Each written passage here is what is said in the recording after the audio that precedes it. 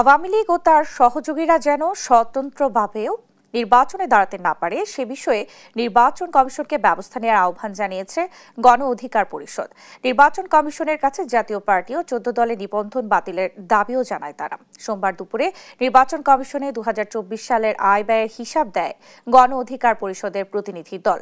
সাধারণ সম্পাদক রাশেদ খান জানান, গেল বছর মোট আয় হয়েছে 46,04,300 টাকা, মোট খরচ 45,96,088 টাকা আর 13,212 টাকা উদ্ধৃত আছে। এ সময় আগামী নির্বাচন প্রসঙ্গে কথা বলেন তিনি। হিসাব আমরা জমা দিয়েছি, সে বিষয়ে একটু সারাংশ আপনাদের মাঝে তুলে ধরব।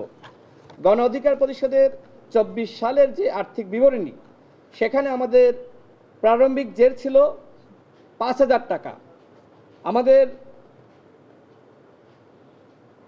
আয় হয়েছে 2024 সালে 46,04,300 টাকা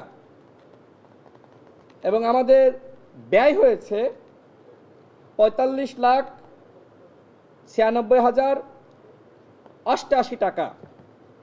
বর্তমানে আমাদের ওই বছরের উদ্বৃত্ত 13,212 টাকা।